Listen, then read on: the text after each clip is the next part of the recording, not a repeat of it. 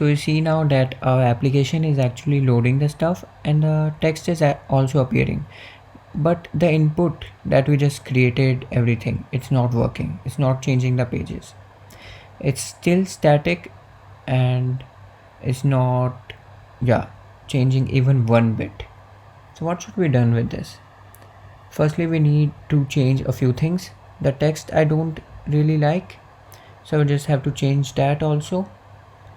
And the same question I asked on Stack Overflow as well, that what should I do, because I did not get it at all. Like, how should I proceed with it since I've done everything I could, but it's still not working?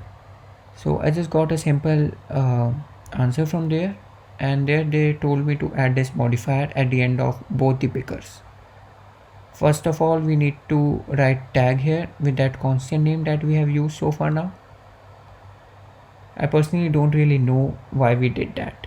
I think it's not useful, but still I just kept it on as was inside the answer. And now here comes the main thing which would actually make everything work. So this property which states on change. So on change of what? On change of this selection two-way binding value, this state property subtype selection, we would have to change something. And what would it be? So we're using the subtype selection value inside our function, right? That's inside str2 or str3 actually.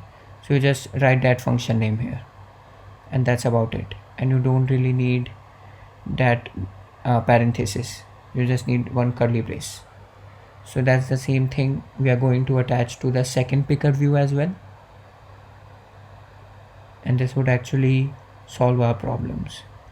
Make sure to add the curly braces at the exact position, otherwise it would throw an error showing that the structure is missing a brace at the very end, and when you do that it would just break your code completely.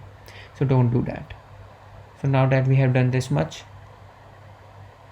it should actually really work. Here I just got confused and I thought I should add a navigation view to the whole thing, but I should actually not do that, because if I do that it would just push everything downwards and my screen, the loaded API, won't appear, and I've tried it actually. So the best thing to do is to embed the list itself inside a navigation view.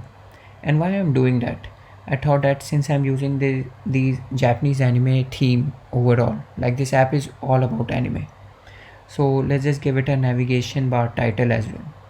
So for that purpose only I just added a navigation view, and also thinking in mind that when some other day I come back to this project and I see that it has been done only till here, I could just add a detailed view to each of the list as well. That's not really a tough task actually. You just need to like do the exact same thing, but not for a list now. You just need to load one thing, and then you can use navigation link to project that every column of the list to its detail view. So again I am leaving it up to you to try it out, because it's not really that complicated, and I've done it inside my food ordering videos as well, food ordering app video, where I have shown you how to show that thing. So now I'm just trying to search up a word in Japanese so as to give it some Japanese touch. So I just searched up enjoy, because I thought like, yeah, someone gets the whole thing, the whole list to see at, so they should just enjoy and casually look through everything. So I just wrote it. You could just write anything of your own choice actually, it's totally up to you. This is where it appears. You know that navigation bar title never appears at the end of the navigation view. Instead it appears at the inside of the navigation view, and now you see our app is completely working. And now when you change this through the picker view, it changes its values, and yes, you can load all the different strings, it works perfectly fine. And our title is also appearing inside of here, which states enjoy. You could just use alignment and place it in the middle. You see when you scroll really down, it just shows it in a different way, the title. It never really gets off the screen. I think this is quite a really functional application just for understanding how API works. And I guess you are much more confident in using APIs now. Like it's not really something tough. So far, all the videos that I personally saw on API, they were really confusing. They just had 4 or 5 different views. So that is why I wanted to create this video to make it clear for you that it's not really something very complicated and you can just do it simply. Remember to make your structures really exactly the same as the JSON data. Remember to make sure that if you have any optional value or not, that's the main cause of your thing failing. And obviously I've given you the function, and this function actually works everywhere. Now you know how to load images as well. Now you know how to change the URL string by user input as well. So I've learned quite a lot of things and actually could be used in a professional application as well.